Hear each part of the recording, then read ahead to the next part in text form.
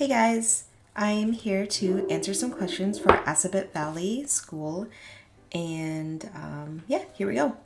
First question is, what is your favorite art medium? Well, I actually bounced between digital and traditional painting. This year I wanted to focus on improving my digital painting skills. So that is the medium that many of my recent pieces are actually in. I use Photoshop to paint, but I've dabbled in Clip Studio Paint, which used to be called Manga Studio Pro.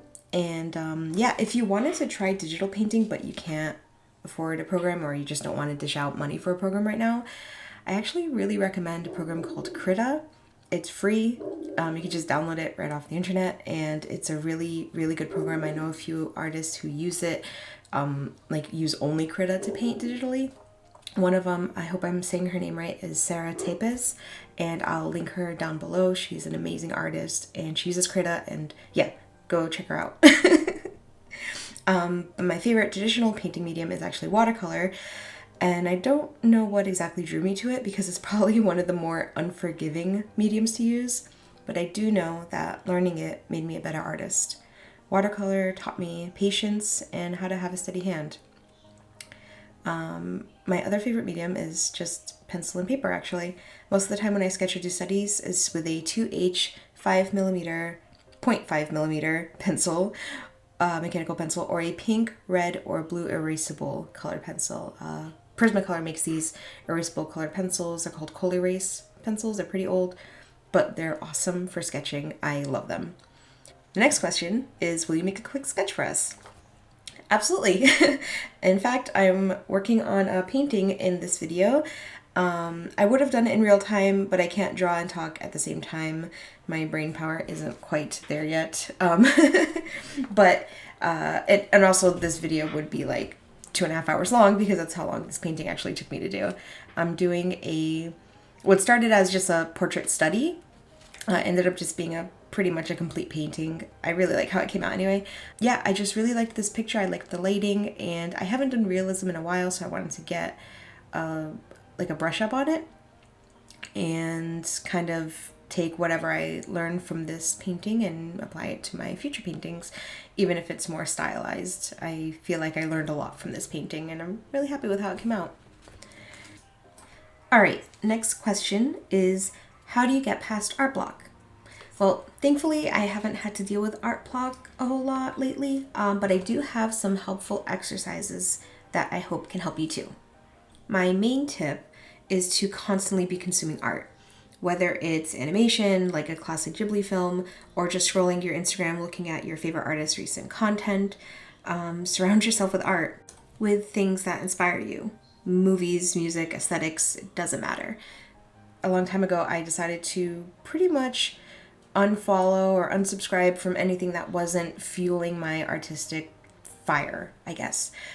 So that meant makeup beauty gurus and food and just whatever that wasn't related to art. And it's not that I didn't like those people, it just wasn't adding to my artistic career. And my art is my life, and I want it to be as active as possible. So I kind of just make sure that my Instagram feed is mostly art. Sometimes it's memes, sometimes it's friends. Same thing with YouTube, but it's like, I would say it's 90% artistic content. And I really think that that helps me just get a constant flow of inspiration and just positive energy, you know? When I was little and had art block, I would just stare at the paper for hours on end and get nowhere. I didn't have, a lot of movies or music to turn to at the time. I would kind of just have to wait till my favorite anime popped up on TV and draw something from there, or, something like that. But now we have a constant stream of media coming at us 24/7 from literally every direction. It's hard not to be inspired sometimes. So take advantage of that. So my next tip is to just draw a shape. I know this sounds silly and maybe useless, but there have been days where I really, really didn't know what I wanted to draw. And so I'd grab my pencil or my stylus and I would just start scribbling random shapes, swirlies, ovals and squares or whatever. And while I did that, I would try to see if I could make something out of these shapes. Maybe I'd see a face or a gesture or some kind of fluid movement. It doesn't always work, but it's way more effective than just staring at that blank piece of paper and waiting. It's active and productive, and you'll probably get something out of it. But try not to put too much pressure on yourself. Just doodle. Don't have a goal. Don't, hope that inspiration will hit you like a lightning bolt. Just doodle. Don't worry about it. My last tip for art block is sometimes you just need a break. Don't push yourself too much, and don't feel bad because you can't create art 24/7. We're humans and we need rest. And sometimes we need to just consume non-artistic content, just, nothing. Sometimes we just need silence, which I'm not a huge fan of, but I know I need it sometimes. I used to work in an office full time, and when I got home, I couldn't draw most nights. I was mentally drained. So yeah, don't beat yourself up if you can't draw. It probably means you just need a break. Take a nap, take a walk, take a couple of days if you need it, and then come back and see that you'll probably be energized, or something during your time off or your break sparked some inspiration in you. And then you can go back to the grindstone when you're ready. A lot of times while I was at work, when I was working in an office, inspiration would hit me at the worst time when I couldn't draw. So I, obviously didn't have a choice but to take a break from drawing. However, I would take a Post-it and jot down my idea or a really rough sketch just to get something down so I know, okay, if I look at this later, I'll know what the heck I was thinking about. I really recommend that too. When you have art block, go back at old sketches or old rough ideas. Even if you jot it down in your notes app or something, I would have moments, walking, and I'd have this idea, and then I'd make an audio note and be like, oh, draw blah blah. It works, if you have no ideas, you can go back to those and see if they spark inspiration for you. Something else, however, is really fun, and I haven't really tried it yet, but I want to, is look up color palettes, pre-made color palettes. And sometimes they're so beautiful, and I just know that if I have art block and I go to that, something's gonna pop up in my brain, in my imagination when I see that color palette. So I definitely recommend trying that too. All right, next question. When did you realize you were an artist, and did you always consider yourself one? Okay, so I realized I was an artist for pretty much my whole life. Around 9 years old, I had my childhood best friend, and she was drawing at her desk, and she was drawing anime. And at the time, I'd never heard of anime. I never saw it, and all I knew was I liked it. I liked the way it looked, I loved how cute it was, and I said, I want to do that too. Literally, that's kind of how it happened. And then I started asking her questions about it, and I learned about Sailor Moon and Dragon Ball Z, and I went home and I was like, oh my god, I gotta watch all this stuff. So I literally started to draw from anime, and I just never stopped. Yeah, that is kind of a lie. I did stop for almost a year in 2013. And I just want to say it's okay if you stop sometimes. Sometimes life gets weird, or our minds get weird, and we feel like, okay, at least for me, I felt like I was done with drawing. It wasn't fueling me. I just thought, oh, this chapter of my life is over, time to open up a new one. I was always doing something creative. I was doing makeup or nail art or needle felting. But drawing just wasn't it for me at the time. I mean, it took a year, it came right back. And it came back full steam, and now I'm doing it as my job full time, which is crazy. I never thought I would be here, but hi, here I am.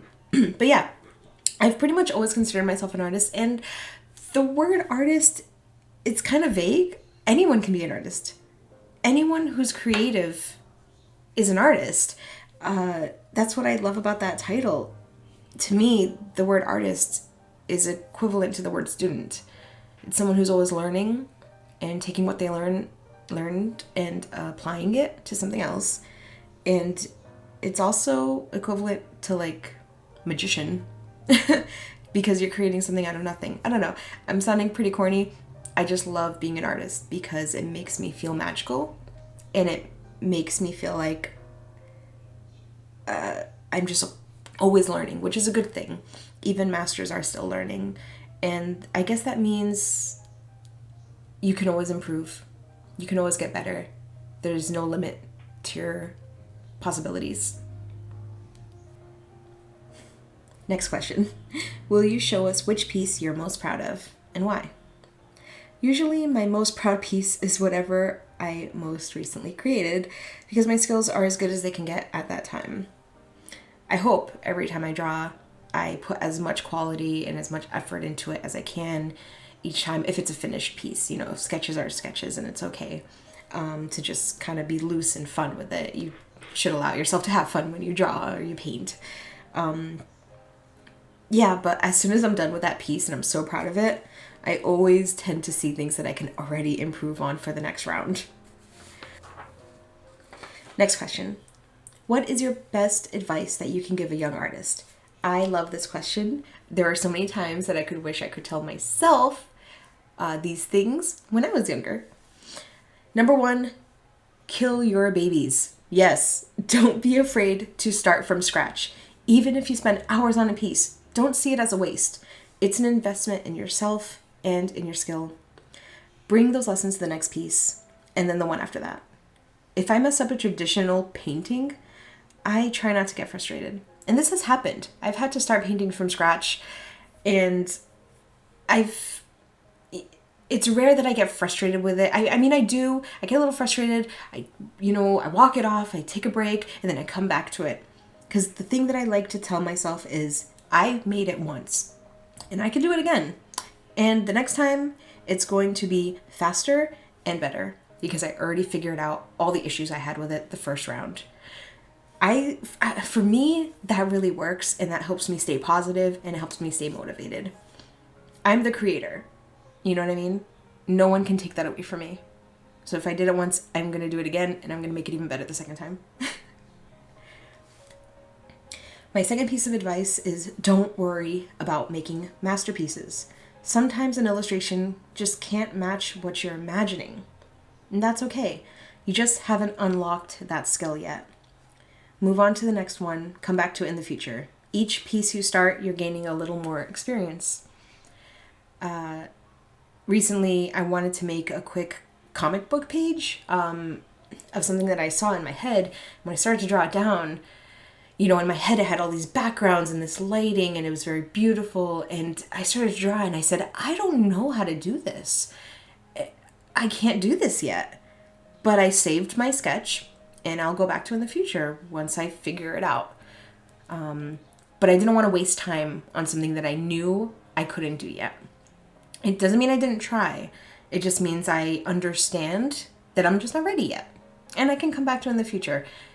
My last piece of advice for young artists is, my gosh, please save your money.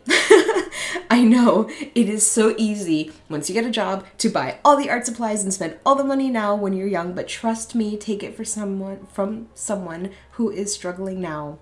The only reason I'm struggling is because I didn't put a savings in place. And I wasn't expecting to go full-time when I did. I had gotten laid off from my job, and I figured I need to take the leap now, or else I will never allow myself the opportunity. For me, I had to let someone lay me off, like fire me, to start my art path. Because I never felt ready. I never felt good enough. I never felt perfect enough. My art didn't feel like it was a high enough quality. I didn't feel like I was putting enough out there. There were 1,000,001 reasons to not do something.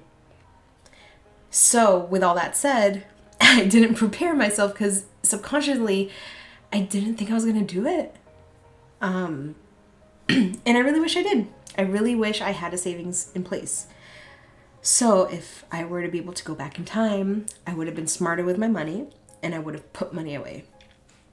Yeah, my last advice is just save your money. Be smart with it. Prepare for the future. Like right now.